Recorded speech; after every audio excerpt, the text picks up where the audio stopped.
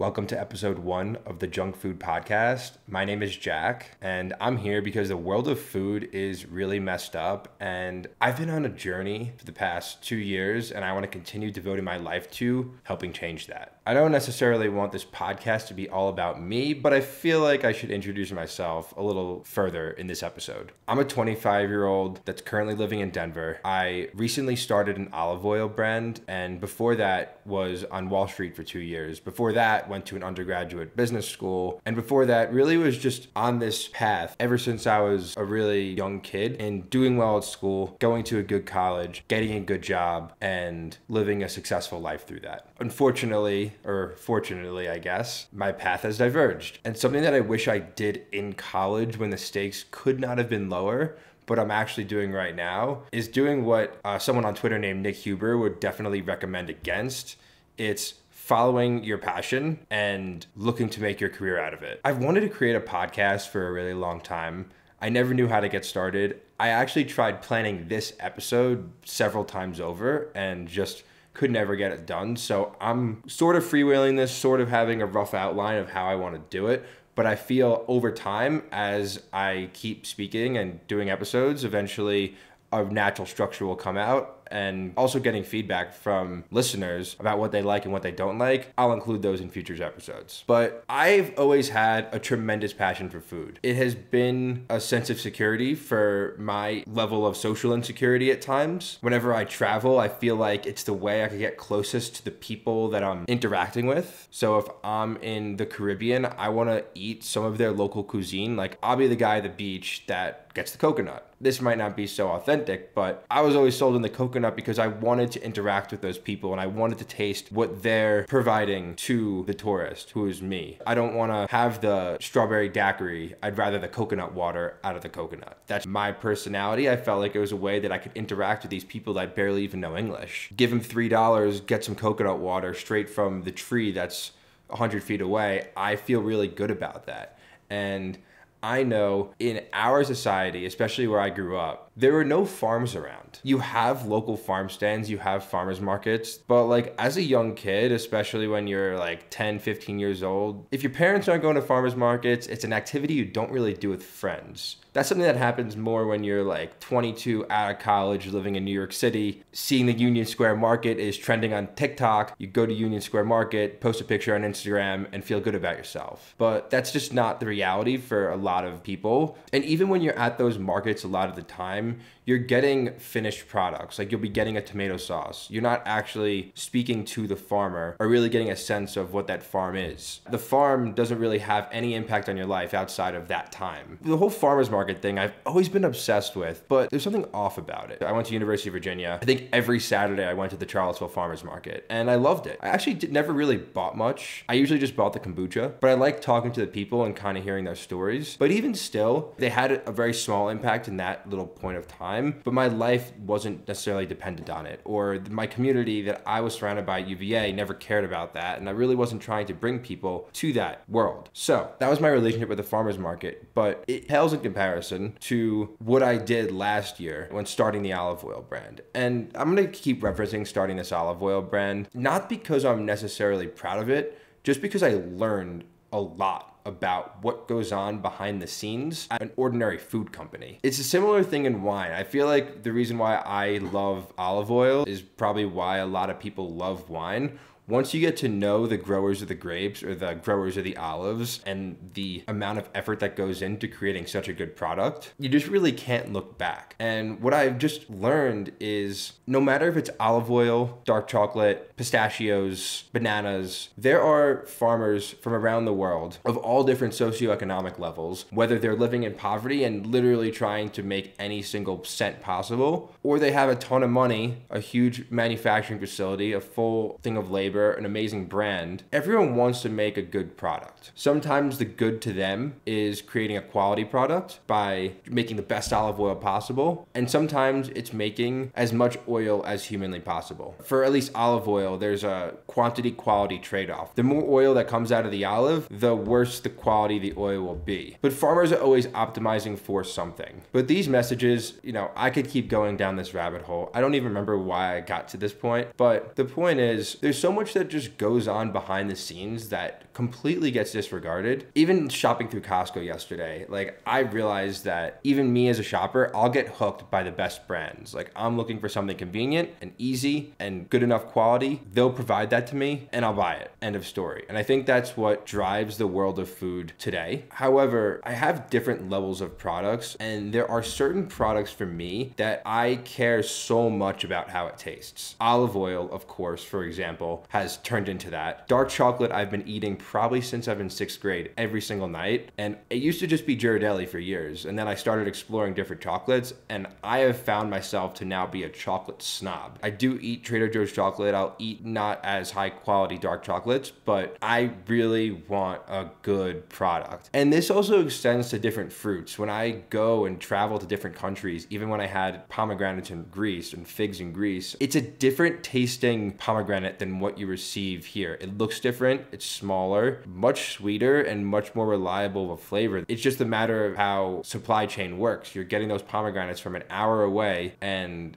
you're getting sold to the local market versus being genetically modified, mass-produced product that gets shipped all around the world. It's a different type of product. So I just think it's so important for people to have this relationship with food that I have with dark chocolate or with olive oil. It could be one thing, it could be 20 things, it could even be a candy. And this is kind of why the whole junk food title comes about. I want people to understand, for me, it's healthy foods, but that's not right for everyone. Some people, it's Diet Coke, and they want the best possible soda they could get. Maybe Poppi is the answer for them. Maybe Olipop, maybe it's Pepsi. I'm not sure. But we need to have more conscientious relationships with the food we consume. In the United States, right now, obesity is only going up. And it makes sense. I did it last night. I went on DoorDash. They gave me a promo.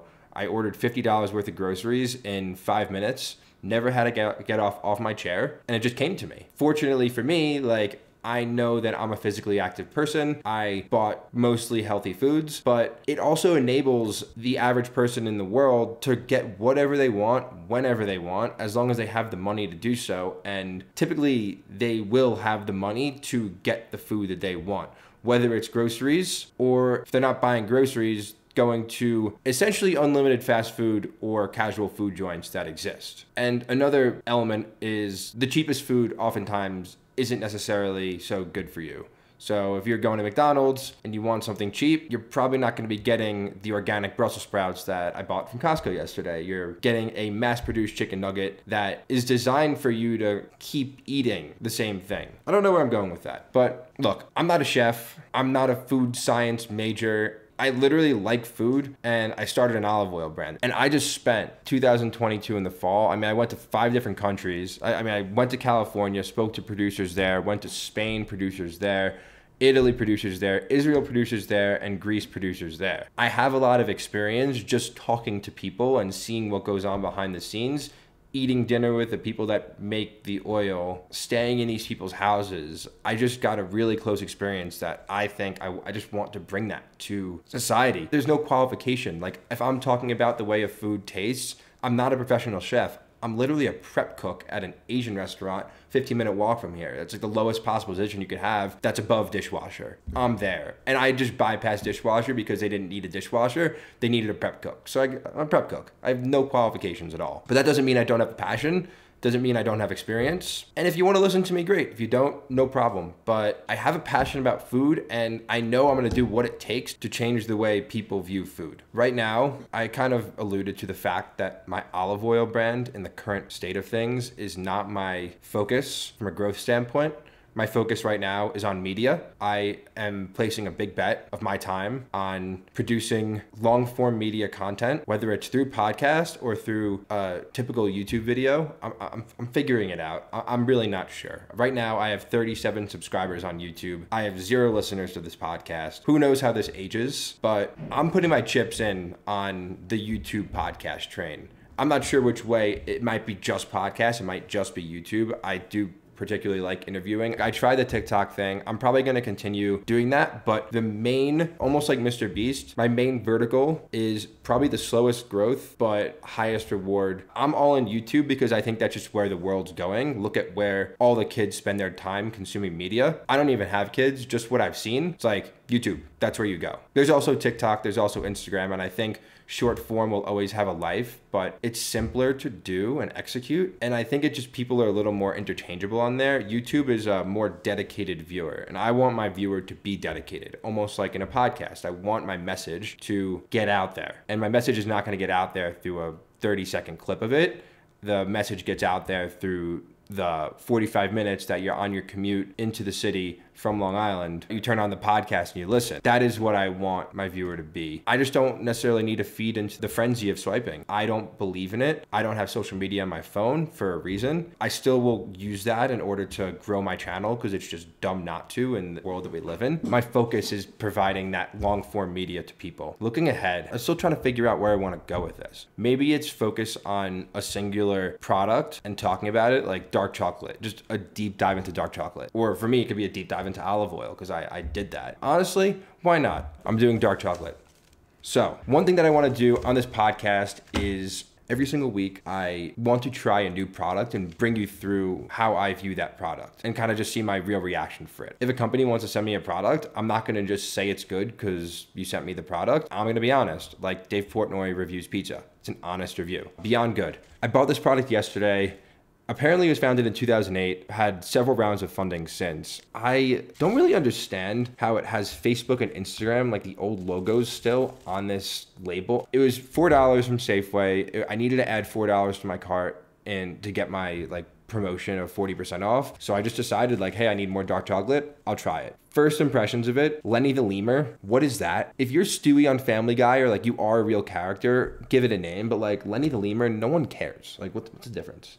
Madagascar, I actually have had really good experiences with Madagascar chocolate. Not to say that Madagascar is any better than any other like chocolate producing country in the world, but I've had good experiences with it, and I guess it stuck out or it was available, so I got it. Pure Dark, 70% cocoa. I've been eating dark chocolate forever. I still don't even know what it means to be 70%. Obviously it's 70% cocoa, but like what does that actually mean? 70% relative to what? Sugar to butter? I mean, I could look this up of course, but I'm not looking it up as I'm doing the video. Someone else could comment or I'll eventually follow up on this topic, but like I legitimately don't know what it means. Uniquely delicious chocolate with notes of red fruit. I wonder if it's true. I really hope this is good, but at the price point and the way that they advertise themselves, honestly, I went on their website. They have like a Meet the Farmers button. I click it and then it goes back to their original story without meeting the real farmers. They say that they're helping farmers out because they buy it directly from the farmers and produce it in their factory at Madagascar. I just question whether that is actually helping people out. I think it helps them out. First off, I don't know the story behind the company. I don't know why they have the factory. I do think for most companies, having the factory near the farm just doesn't necessarily make sense financially. And like in the end, you don't need to have your factory there to well compensate your farmers. It may have been a mistake that they're trying to play into, or it's something of value. And like, correct me if I'm wrong, but I just don't see that value proposition as a reason why I should buy this dark chocolate. They don't even go into the 93 farmers that they mentioned. And I even doubt that 93 is the number. Like, give me a little more transparency, please. On the back, they guide you, and they also say more inside. They guide you by saying like, can you find the flavor? 1, place some chocolate in your mouth. 2, slow down. You're not eating a bag of chips. I actually agree with that. It's very easy to kind of go fast through dark chocolate. But again, if it's not that good, I usually go through it fast. If it's really good, I'll eat very little at a time and kind of break it into little nibs. The first time I had those, like the nib samples, I was in Ecuador. It was República del Cacao dark chocolate. Oh my God, so good. Take a few bites, let it melt. Agreed, don't just swallow right away. Search the back of your teeth for flavor. I think I subconsciously do that. I agree. Notice any interesting flavors. Hint, Madagascar chocolate is a variety of fruit notes. Ingredients, cocoa beans, cane sugar, cocoa butter, sunflower lecithin. I have to be honest, I don't know what cocoa butter is, and I don't even know what sunflower lecithin is, but I don't really want an emulsifier in here. Again, I don't know if it's a high quality, low quality, a healthy or not healthy. I just usually want the minimum amount of ingredients possible, and I've had some really high quality dark chocolates without the emulsifier. I don't even know what emulsification is, honestly. Actually, I do, I've learned. When I make sauces, I emulsify it by adding oil. So it's probably some sort of oil that's being added, but how that sunflower lecithin is being created, I don't even know how to pronounce it. Lecithin, I'm not exactly sure if I want that in my chocolate. I think it's a cheaper way of getting around preserving the chocolate. Single origin chocolate, pure dark from Madagascar. I understand, but is it special? We'll see. There is no harvest date. Don't know when it comes from. Just an expiration date, 3/15/25. Got it at Safeway.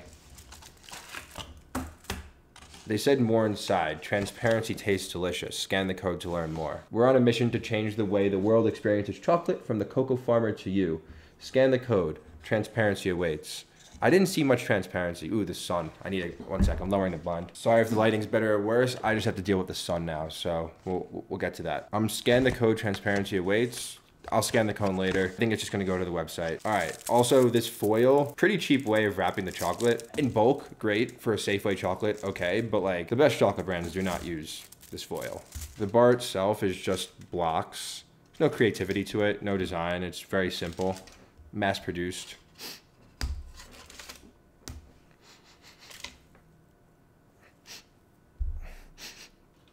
It smells like Trader Joe's dark chocolate with a hint of fruitiness. I wonder how it's supposed to be.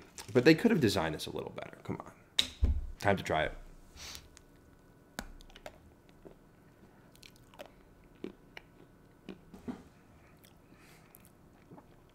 I'm going to be honest, way better than I expected. That is decent chocolate. It's not elite. It's probably like a 7.2 out of 10, but it's good chocolate for the price. I'll admit that. You get the fruity flavor. I totally see it. It's a great bite. Like I really feel that. And honestly, beyond good, not bad. Good chocolate. I don't love the branding, but chocolate's not bad. It's a little too sweet for me, which is fine. Because it's such a fruity chocolate, they could have gotten away with probably a 75 or an 80%.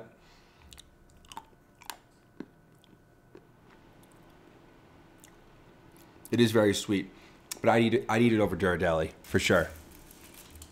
Probably eat it over Trader Joe's also. It's a good chocolate. I don't know how much I ate there. Probably a lot. I haven't had breakfast, so I was pretty hungry. Have some water.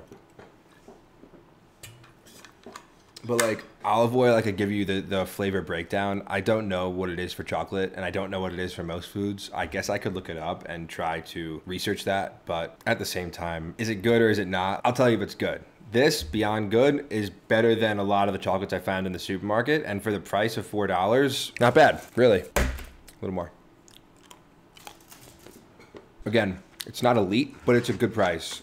$4 for this, good price. All right, we're now 29 minutes in. I would assume 15 minutes of usable content. I'll just take you where I am. So yeah, I said 37 subscribers. February 13th, I am going to Asia with a friend. When he hears this, he's gonna laugh, but I didn't want to go to Asia until May. I wanted my video editing and video recording capabilities to be higher and kind of like a better system to be in place. And also my rent cycle ends in May, so I wanted to go when I wasn't paying rent, so I didn't feel obligated to come back. But over that, the opportunity to go with a friend is priceless. Because I know deep down that I'm not going to be able to convince him to go in May. I know that I would be able to be convinced to go in February because I did Europe alone for 50 days and I'm like, I want to do this with people. I don't need to literally go to every farm that I visit with people, but I want to go. If he wanted to go in February, I'm going to follow that momentum and take the trip and just deal with the fact that I'm paying rent at the same time. I know I could afford it, so I'm going to go. And that, I think, should be a turning point for the content that I create. You saw when I went to Joe Stone Crab, if you didn't watch the video, I recorded it and cut off my whole face, which I was really annoyed about. I was like, can you give feedback in the video? They're like, yeah, don't film with your face cut off. I'm like, you think I didn't realize that when I was editing for the past 4 days? Anyway, I want to do videos like that. It's finding something that you usually consume without really thinking twice about it, and then diving that next level deep that you didn't expect the content to go, and play into that and bring it back to the original product, which I think is really important. So I'm going to Japan, and I plan on going to a ton of food facilities, taking a ton of footage and making videos out of it because videos are fun, and also it's the closest way I can bring people to Japan. If I were to think just of my grandparents, they're never gonna go to Japan in their lifetime. But if I go to Japan, make a video that includes a certain factory that I went to or a certain person I spoke with, and then relate it back to them, I actually feel that I'm sort of bringing them to Japan and doing a good thing for them. And I think I could carry that to a wide array of people, whether it's a 15-year-old kid in high school that obviously can't leave high school for a 3-week period, or a 25-year-old like me that's sitting in an investment bank and miserable but making a lot of money but wants to see what else is going on in the world, or if they're 45. I'll have a target market per se, but it's not that calculated right now. Like, the calculation is, I know there's a content gap, I want to fill it, and I want to educate people in an entertaining fashion as regards to just the why behind food. When you eat wasabi at a sushi restaurant, like, what actually is that? What is the highest quality version of that? What is the lowest quality version of it? And what are you getting? Like, that to me is everything. I did it with olive oil partially, but I'm trying to like lean away a little from just sticking with olive oil and opening it up to many different food categories. And then the focus is filling the content gap, which is fine. Unfortunately, if I focus on many different lines of food, I will have a little bit less knowledge about each specific line, because again, for olive oil, I spent months figuring out, talking to producers, and like, you get the ultra minutia, but a lot of those ultra minutia, that process carries to many other lines of food. I did balsamic vinegar for 2 days. I felt like I was already in understanding what balsamic vinegar is. I have some video content on that I never released. Maybe I will, maybe I won't. Maybe I'll do a deep dive into balsamic and go to Modena, where like balsamic is originated, and spend a couple weeks there and make a ton of content, because I feel I'm uniquely positioned to do that. And that's where I want to spend my time for the future, per se. Like, I want to go to these places. I'm starting with Japan, gonna go to farms, gonna go to manufacturing facilities. Honestly, if anyone has any recommendations, I'm happy to hear them. Like, give them to me, please. It's not only where my passion lies, it's also something that I think people need to see. It's really important. I mean, there are certain things that maybe people don't need to see. I don't think people should see the slaughtering of animals. They don't need to see that, but I need to see that. Like, I need to see the whole process. If I'm educating, especially without like a formal education myself, I need to see what actually is going on so I can convey a proper message to people about this stuff. For me to talk about animal rights and never being a farmer and never seeing a slaughterhouse and never seeing how animals are actually treated in either factory farms or in like the most pasture raised chicken that you could get. Like, I don't really know the difference. I see it through what brands tell me, through videos that I watch behind my desk, but like, I gotta go to the farm to understand that if I really want to communicate that message to people. Same goes for dark chocolate. I was confident communicating that message, at least partially, for olive oil, because I went to facilities and I did so much background research. For stone crabs, if you look at my Joe Stone Crab video, like, I went to the stone crab facility before I made the video, because, I mean, I was making the video as I was going, but like, I had to see what it was like. It was such a cool tour of the behind the scenes also. they didn't let me do it. I think next time I gotta negotiate a better way to convince them, but we got to make this video and give it to the public. It's good publicity for you too. I just didn't do that, but we'll learn. But yeah, it's really bringing you to where your food comes from. It's just so important. Look, our society has changed. I think Jeff Bezos said this best. He said this on the Lex Fridman podcast, how humans evolve with technology, and that argument could not be applied better to food. Because if it was 500 years ago, how are you getting your food? Honestly, think about it for a second. All right, that second's up. Give it a pause if you feel like you want to think about it more. 500 years ago. Well, if you lived in a city, or I don't even know if you could call it a city, but you had a town center, well, if you wanted a banana and you were located in England, good luck. I don't actually know if the banana trade hits England, but the point is, bananas have a pretty short shelf life when they come off the tree, especially then. The Chiquita banana we eat, that breed of banana was not produced at a mass scale 500 years ago. It was discovered to work best with the supply chain that we have, and then farmers started to push that out there because that lasts longer in transit than those little mini bananas that you'd find when you actually go to Ecuador or go to a banana growing country. And they also taste so good, by the way. But like, those bananas aren't making it. So a lot of times your food comes from your local environment, your local dairy farm, because the dairy that comes from 700 miles away can't be preserved over that 700-mile journey by horse. There's no air conditioning, there's no cars. You need to get it from local, otherwise it's spoiled. So people had such a deep relationship with the food that they were consuming back then, which is honestly amazing. But fast forward to now, when we have the refrigeration capabilities,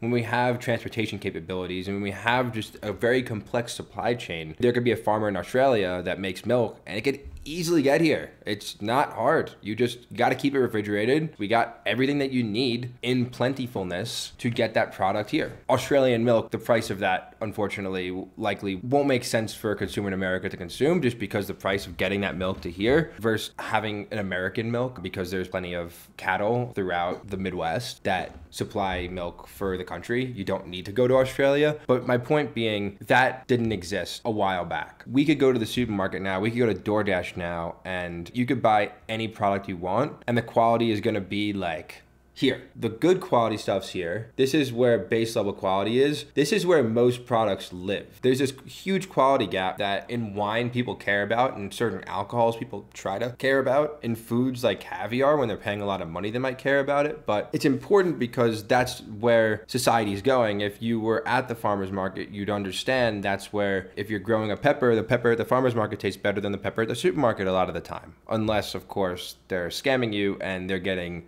supermarket quality peppers and selling it at the farmer's market and saying, ooh, it's farmer's market quality peppers. BS. The way that we view food now is you go on Instagram and you see an ice cream and you see olive oil on it. That oil could be 100% rancid, but the fact that it's olive oil and looks cool makes you want to consume it. And we have the means to get that oil very quickly at a very low price and replicate exactly what we saw, eat it, and think that it's good. That's the messed up world we live in. But to me, the quality of the food is so much more important than the aesthetics of it just being olive oil on ice cream. Like, go to Cafe Pana. They do olive oil on ice cream very well. At least the oil that I have, plus their ice cream, was like a game changer. Their ice cream is fantastic. Look, I just see so many examples of us wanting to eat a specific type of food, but not actually knowing anything about that food. It's like, I just want the foie gras. But that foie gras could come from a factory farmed duck. The foie gras, first off, could be really low quality, and you just taste it and you're like, whoa, it's foie gras, it's amazing. But like, there are many levels to the foie gras. Just like there are levels to everything, just like there's levels to tuna, to salmon. We just don't, a lot of the times, internalize those levels. And unfortunately, when we go to restaurants, their incentive is to give us the cheapest quality product possible and make it taste as good as possible and sell it to you so they could fulfill their margins. A Michelin star restaurant would actually care about the ingredients, but they also are charging $1 gazillion. So it's finding that in-between stage. How could you start caring about that product a little more? I think it's important, personally. Maybe it's not talking about it, maybe it's actually showing you. I'm discovering it as we do this.